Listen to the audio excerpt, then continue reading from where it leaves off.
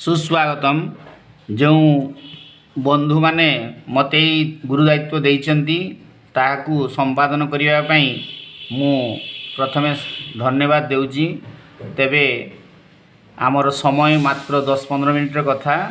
ता मध्य मते एई विषयटी को आगेबाकू पड़िबो। तेणु पिला माने तुमको शिशुवात्सल्यम विषयटी को पढ़ाकू जाई प्रथमे मु तुमको कहवाकू चाहूँगी यार पूर्वाभास घटना। शिशुवात्सल्यम विषयटी महाकवि कालिदास रचना करिसेंती। तांकर नाटकटीर नाम है अभिज्ञान शाकुंतलम। यही नाटकर अन्य नाम मध्य अछि, ताकू कहा जाए मुद्रा प्राप्ति। जहाँ भी हो साधारणतः नाटकटी 5टी अंकरे तैयारी होता है, किंतु अभिज्ञान शाकुंतलम कालिदासंकर अनन्य कृति। एठारे 7टी अंक अछि। यही सप्तम अंक मध्यरे आमर ये विषय वस्तुटी होउची सप्तम अंकर गोटे दृश्य। से दृश्यर गोटे घटनावली को एठी तुमको दिया जाइची। कथा प्रसंग थिला पुरुवंशर राजा दुष्मंत शकुंतला को गंधर्व मतरे विवाह करथिले कन्वमुनि आश्रम रे। तापरे राजकार्यर व्यस्तता हेतु से सेठारु फेरी आसिथिले, किंतु फेरला बेले तांका हाथ रे गोटे मुदी देइथिले। से मुद्रिकाटे लेखा थिला दुष्मंत बोली। परवर्ती काल रे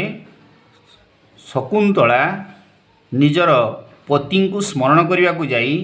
मुनि दुर्वासा को अवहेला करथिले एवं दुर्वासा तांको अभिशाप देइथिले जे से जहाँ को स्मरण करी तांको भूली जाइछंती से तांको सबुदिन पई भूली जिवे। दुर्वासा शकुंतलांकर सखी थिले अनुसया। ए घटनावली को जानी से ऋषि को बहु अनुनय विनय करथिले एवं ऋषि गोटे वर्ष तांकर विच्छेद हो बोली अभिशाप को लाघव करी यात्रा करथिले। परवर्ती काल रे कन्वमुनि शकुंतला को जेतेबेले तांकर ससुर घर को पठेइथिले सेतेबेले दुष्मंत तांकर सेही अभिशाप प्रभावरु चिन्हि पारि नथिले। फलत शकुंतलांकर जननी अप्सरा से तांको नहीं मरीचि आश्रम रे रखिथिले। मरीचि आश्रम रे शकुंतला जो संतानटी जन्म देइचंती सेही संतानटी टिके बढ़ी जाइए। यही समय दुष्मंत जाइचंती देवासुर युद्ध रे स्वर्ग को यात्रा करथिले। से यात्रारु फेरुथिला बेले से कन्वमुनि आश्रम रे विश्राम नउथिला बेले तांकर सेही शिशु सहित दर्शन होइची एवं से शिशुर हठता अर्थात जितखोर मनोवृत्तिर जो माधुर्य एवं अप्रत्याशित भाव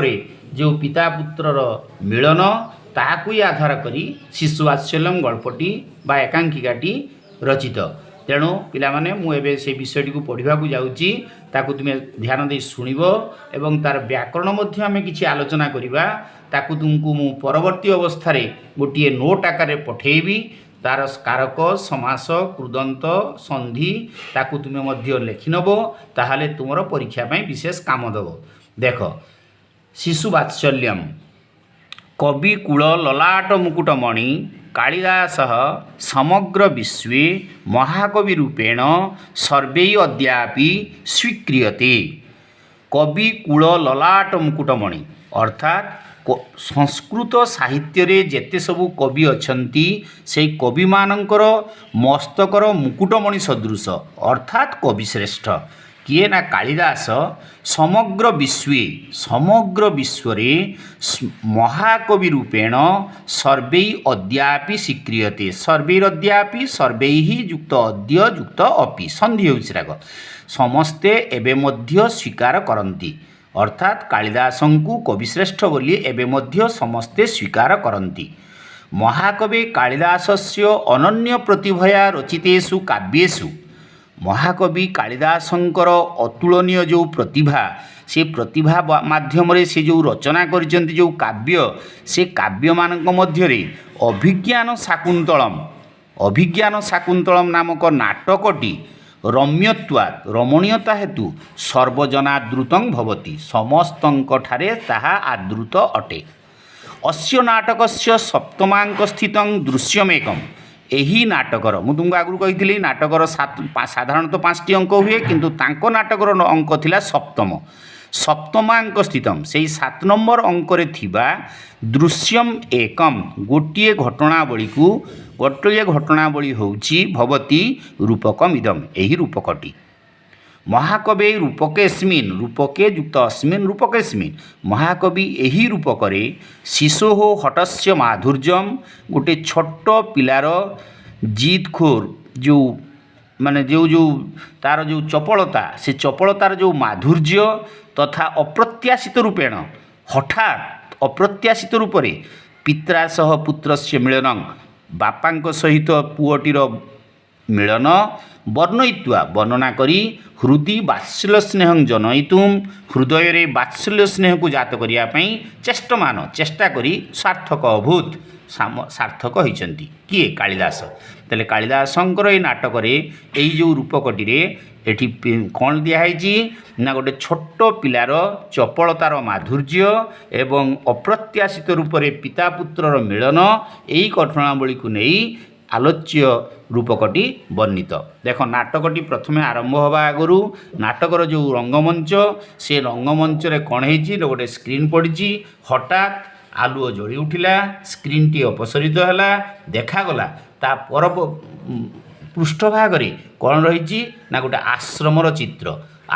चित्र मध्यरे देखा जाउची किछि गछलता आश्रम कुड़िया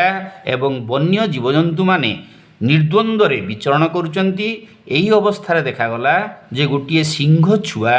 गोटे स्थान रे सोईची अल्प दूर रे तार जननी सोईची यही समय रे रंगमंच को प्रवेश कले 2 जन तपस्वी सहित गोटे छोट पिलाटी ततः प्रविशति तपस्विनीभ्यां सह बालः ताहापरे प्रवेश कले 2 तपस्विनी सहित छोट पिलाटी प्रवेश करने मात्र के देखीदेला कौन ना सिंह छुआटी अल्प दूर रे सोईची सी ता पाखु चलीगला दे बालकटी कहूची जृंभस्व सिंह दंतान्ते गणयिष्यामि जृंभस्व माने पाटी मेला कर बा आ कर पाटी खोल सिंह हे सिंह तुम्हें पाटी खोल दंतान ते गणयिष्यामि दंतान माने दांत गुड़ी को ते माने तुमर गणयिष्यामि माने गणिबी मु तुमर दांत गणिबी तेणु तुम्हें पाटी मेला कर गोटे सिंह छुआटी को गोटे छोट शिशुटे ये भाव में कहूँ ताले ये कारक अच्छी कौन सिंह संबोधने प्रथमा दंतान कर्मणि द्वितीया ते संबंधे षष्ठी दांत सहित तार संपर्क अच्छी ये तब ते है संबंधे षष्ठी गणयिष्यामि यही कथा देखी जो 2 जन तपस्वी सांगे आसते तपस्वी 2 जन तपस्विनी 2 जन कौन ना पिलाटीर ये चपलता देखी प्रथमा तापसी कहूँ अविनीत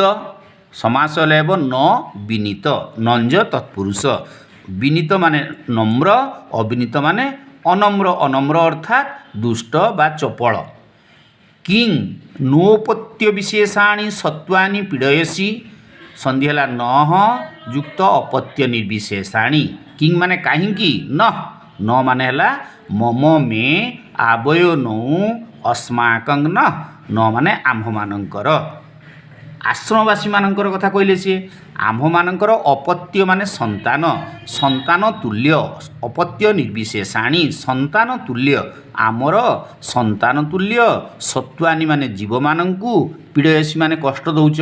कहीं आमर संतान तुल्य जीव मानंकु कष्ट दौच अर्थात आश्रम रे जो माने सब थांती वृक्ष लता जीव जंतु समस्ते आश्रमवासी मानकर संतान सदृश तेणु से कहले कहीं संतान तुल्य आमर यही जीव मानंकु कष्ट दौच हंथ वर्धते ते संरंभ बढ़ी जाउची तुमर दुष्टामी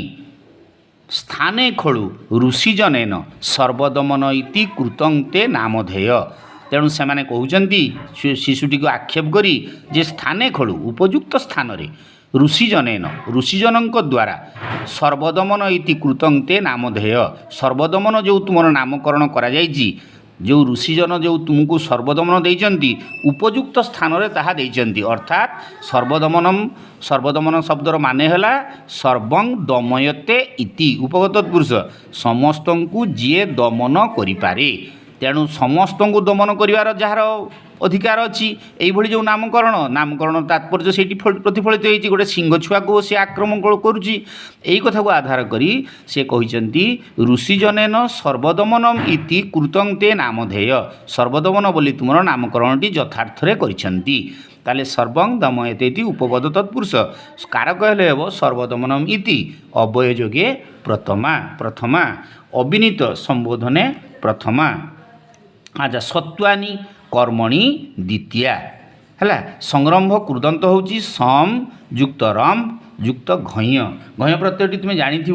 अ थिले सेटा को घय प्रत्यय कह जाए स्थानम स्था धातु ल्यूट प्रत्यय स्थानम बुझीगला तापर देख द्वितीय तापसी सांगे सांगे कहूँ से छुआटी को आक्षेप करी ताले प्रथम तापसी कहला कहीं तुम्हें आमर ये संतान तुल्य जीव मान कष्ट दौच हाँ तुमर दुष्टामी बढ़ी जाऊँगी तुमर ना जो सर्वदमन यहाँ ऋषि जो देइचंती यथार्थ भाव में देइचंती द्वितीय जन कहूँ ऐसा खलु केसरिणी त्वांग लंघयिष्यति जदि एतस्या पुत्रकं न मुंचसी कहले ऐसा खलु केसरिणी ये निश्चय खोलटा निश्चय अर्थ शब्दटा अव्यय पद तेबे ये केसरिणी माने सिंही केसरिणी त्वांग लंघयिष्यति तुमको आक्रमण करिवो लंघन करिवो माने आक्रमण करिवो जदि एतस्या पुत्रकं न मुंचसी जदि यार संतानटी को न छाड़ी दियो ताले एतस्या कारक होची संबंधे षष्ठी की संपर्क ना संतान माँ और पुअर संपर्क एटा संबंधे षष्ठी से एतस्या पुत्रकं न मुंचसी यार पुओ को जदि न छाड़ बाल सस्मितम समास है स्मितेन सह वर्तमानम सहार्थक बहुव्रीहि सस्मितम टिके हसीदे ये जो दुईजन जो डरेले ये डरटा को देखिए सी हसीदे कहूँ ओहो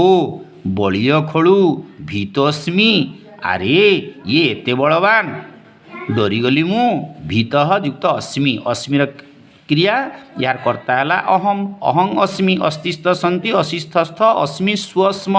अस्मि अहं अस्मि मु डरीगली भीत भिधातृ त प्रत्यय भीत मु डरीगली इति इत्यधरं प्रदर्शयति इति युक्त अधरं इत्यधरं इति अधरं दर्शयति यही कथा कही से तार अधरटी बा ओठटी को देखला अर्थात मुहटी मुड़ीदेला आम जो साधारणतः कथार मुह मुड़ी दियंती प्रथमा कहूँ बाल ए वत्स्य एनं बाल मृगेन्द्र मुंच अपरंते क्रीडनकं दास्यामि कहले पुत्र एनं बाल मृगेन्द्र मुंच यही छोट सिंह छुआटी को छाड़ी दियो बाल मृगेन्द्र छोट सिंह छुआटी को छाड़ी दियो अपरंते क्रीडनकं दास्यामि अपरंग माने अन्य एक क्रीडनकं माने खेलना ते माने तुमको दास्यामी माने देवी मु तुमको आउ गोटे खेलना देवी मृगेन्द्र है मृगाणाम इंद्र षष्ठी तत्पुरुष बाल मृगेन्द्र बाल मृगेन्द्र कर्मधारय है बाल मृगेन्द्र ताले पुओ यही छोट सिंह छुआटी को छाड़ी दियो और आउ गोटे तुमको खेलना देवी ते है दानार्थे चतुर्थी संप्रदाने चतुर्थी देवी दास्यामी बालक कहूँ कुत्र देहि तत् कहीं दियता हेले ताकू इति हस्तं प्रसारयति एक कथा कही हाथ बढ़ाइला से द्वितीय तपस्विनी कहूँ सुब्रते ताले ये जानले आम प्रथमा तपस्विनी नाम हूँ सुब्रता सुब्रता को संबोधन कले सुब्रते लता को लते से भाई सुब्रते समास हेले हेब शोभनं व्रतम जस्या सा संबोधन सुब्रते शोभनं व्रतम जस्या सा संबोधन एटा बहुब्री समास कहले हे सुब्रता न शक्य एस वांगमात्रेण विरमयितुम न माने नुहे शक्य माने समर्थ एस माने याकू वांगमात्रेण माने कथा माध्यम रे विरमयितुम तुनी करिया पई याकू कथा माध्यम रे चुप करिया पई समर्थ हेबो नाही बा कथा कही ताकू चुप करि परिबो नाही तेणु गच्छत्वम जाउ तुमे मध्य उठ जे मो कुडिया रे माने द्वितीयार कुडिया रे मध्य उठ जे वर्णचित्रित वर्णई चित्रित वर्ण तृतीय तत्पुरुष विविध रंगरे चित्र विचित्र होइथिबा मृत्तिका मयूरम मृत्तिका निर्मित मयूर मध्यपदल भी कर्मधारय ମାନେ ମାଟିରେ ତିଆରି ମୟୂର ମୃତ୍ତିକା ମୟୂର ତିଷ୍ଠତି ରହିଛି ତମ୍ ଅସ୍ୟ ଉପହାର ତମ୍ ମାନେ ତାହାକୁ ଏଇ ଶିଶୁଟିକୁ ଉପହାର ଦିଅ ବା ପ୍ରଦାନ କର ମୋ କୁଡ଼ିଆରେ ବର୍ଣ୍ଣଚିତ୍ରିତ ମୃତ୍ତିକା ମୟୂରଟି ରହିଛି ତାହାକୁ ଆଣି ଏହାକୁ ଉପହାର ଦିଅ ପ୍ରଥମା ତଥା ତାହେଲେ ସେଇଆ ହିଁ ହେଉ ଇତି ନିଷ୍କ୍ରାନ୍ତ ଏଇ କଥା କହି ସେ ଚାଲିଗଲା ବାଳ ଅନେନୈବ ତାବତ୍ କ୍ରୀଡ଼ିଷ୍ୟାମି ଅନେନୈବ ତାବତ୍ କ୍ରୀଡ଼ିଷ୍ୟାମି ଅନେନ ଯୁକ୍ତ ଏବ ଅନେନୈବ ଏହାରି ସହିତ ତାହେଲେ ଖେଳିବି ଯଦି ତୁମେ ମୋତେ ଆଉ ଗୋଟେ ଖେଳନା ନ ଦେଇପାରୁଛ ତାହେଲେ ମୁଁ ଏହା ସହିତ ତାହେଲେ ଖେଳୁଥାଏ ଖେଳନା ଆଣିବା ଯା ଇତି ତାପସୀ ବିଲୋକ୍ୟ ଏଇ କଥା କହି ତପସ୍ୱୀକୁ ଚାହିଁଲା ଏବଂ ହସିଦେଲା ତାହେଲେ ପିଲାମାନେ ଏଇ ଯେଉଁ ଜାଣିଲେ ଆମେ ଏତିକି ବାଟ ଆମେ ଆଜି ପଢ଼ିବା ଏଥିରୁ ଯେଉଁ ଜାଣିଲେ ଆମେ ଯେ ଛୋଟ ପିଲାଟିର ଯେଉଁ ଜିଦ୍ ମାଧୁର୍ଯ୍ୟ ମାନେ ତାର ଯେଉଁ ଚପଳତାର ମାଧୁର୍ଯ୍ୟ ଏଇ ତପସ୍ୱୀମାନଙ୍କ ସହିତ କଥାବାର୍ତ୍ତା ହେଲାବେଳେ ଯେଉଁ ଦେଖେଇଛି ବା ପରିପ୍ରକାଶ କରିଛି ସେଇଥିରୁ ଜଣାଯାଏ ଯେ ଏଇ ବିଷୟର ତାତ୍ପର୍ଯ୍ୟ ଭିତରେ ଏଇ ରୂପକର ତାତ୍ପର୍ଯ୍ୟ ଭିତରେ ଶିଶୁର ଜିଦଖୋର ମନୋବୃତ୍ତିର ଯେଉଁ ମାଧୁର୍ଯ୍ୟ ତାହା କେତେ ସ୍ପୃହଣୀୟ ବା କେତେ ଆଦରଣୀୟ ହେଇଛି ଯାହା ହଉ ଏହା ଏତିକିର ମୁଁ ଗ୍ରାମାର ତୁମକୁ ପଠାଇବି ଗୋଟେ ସାଧା କାଗଜରେ ଲେଖି ତାକୁ ତୁମେ ନିଶ୍ଚିତ ଭାବରେ ଲେଖିନେବ ଏବଂ ତାକୁ ପ୍ରାକ୍ଟିସ୍ କରିବ ତାହେଲେ ପରୀକ୍ଷାରେ ତୁମେ ନିଶ୍ଚିତ ଏଗୁଡ଼ାକ ସବୁ ପାଇଯିବ ହେଲା।